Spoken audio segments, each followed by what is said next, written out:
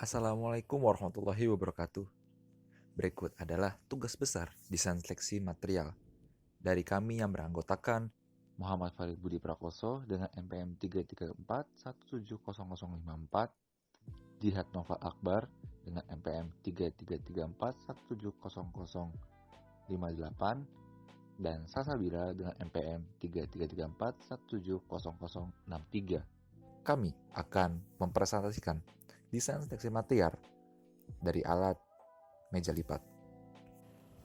Adapun outline yang akan kami bahas, yang pertama adalah pendahuluan, kemudian ada pemilihan material, yang terakhir ada referensi. Yang pertama adalah pendahuluan. Pada pendahuluan kali ini, ada 4 poin yang akan kami bahas. Yang pertama adalah pengertian dan fungsi meja lipat, cara kerja meja lipat, komponen meja, dan komponen kaki meja. Pengertian dan fungsi meja lipat adalah meja merupakan furnitur dasar yang selalu ada dan dibutuhkan di setiap rumah, dengan bentuk bidang datar dan juga kaki sebagai penyangga. Meja memiliki fungsi sebagai tempat meletakkan benda, kemudian sebagai fokus utama sebuah ruangan. Selanjutnya ada cara kerja meja lipat. Cara kerja meja lipat adalah bagian datar dari meja akan diberi kaki yang dapat bergerak. Kemudian, meja yang telah diberikan beban akan mendistribusikan tegangan kaki-kaki tersebut. Nah, kaki pada meja dapat dilepas sebagai penyangga ataupun datar di lantai. Pun juga, meja lipat dapat dibawa kemana saja. Selanjutnya adalah komponen meja. Meja memiliki 2 komponen, yaitu bagian datar dan kaki-kaki. Bagian datar memiliki bentuk persegi panjang dengan 2 kaki sebagai penyangga. Meja ini pun terjangkau harganya dengan ukuran berkisar 60 x 34 cm. Dengan inovasi yang kami usung, meja ini dapat dibawa kemana saja, sehingga mudah untuk diletakkan maupun ditaruh di mana saja. Kemudian kaki meja. Kaki meja memiliki komponen dengan ukuran tinggi dan lebar sebesar 21 x 25 cm dengan jarak 70 cm serta jarak tumpuan kaki sebesar 56 cm.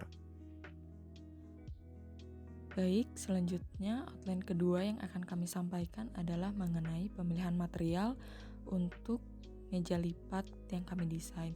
Pemilihan material untuk meja lipat ini berdasarkan dari beberapa aspek, di mana aspek-aspek tersebut yang pertama yaitu analisa produk, kemudian yang kedua adalah analisa bahan, lalu spesifikasi bentuk kaki meja, kemudian pemodelan dari meja lipat itu sendiri, kemudian yang kelima adalah properti dari kaki meja lipat ini, yang keenam yaitu design requirement, lalu kemudian ada spesifikasi material yang digunakan untuk meja lipat ini, lalu yang kedelapan ada faktor toleransi geometri, dan yang terakhir adalah proses manufaktur dari material yang kami gunakan untuk pembuatan meja lipat ini sendiri.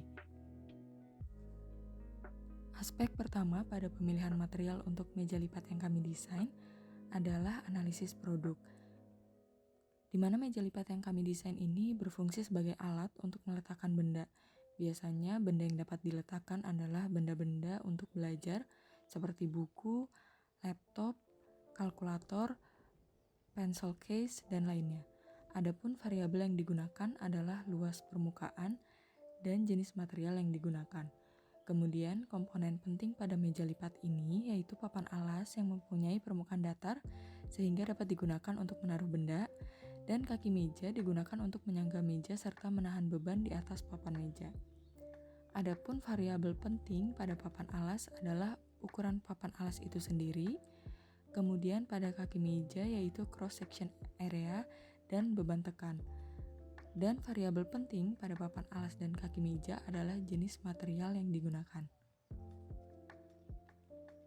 Kemudian aspek kedua pada pemilihan material yaitu analisa beban. Pada kaki meja ini berfungsi untuk menahan beban tekan. Tetapi ada pun hal-hal yang membatasi permasalahan pada kaki meja, Di antaranya yaitu spesifikasi panjang, tidak boleh patah, serta tidak boleh melengkung. Selanjutnya yaitu pemodelan dari meja lipat yang kami desain. Adapun ukuran alas meja yaitu panjang 60 cm dengan lebar 34 cm dan tebal 1 cm. Adapun ukuran kaki meja lipat ini yaitu panjang 21 cm dengan lebar 25 cm dan tebal 1 cm dengan jarak antar kaki 74 cm. Selanjutnya adalah properties kaki meja.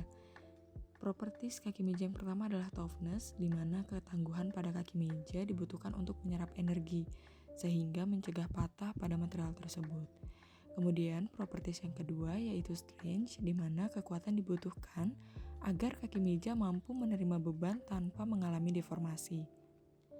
Selanjutnya, properties yang ketiga adalah stiffness, di mana kaki meja ini berfungsi untuk menopang beban, sehingga dibutuhkan kekakuan yang baik.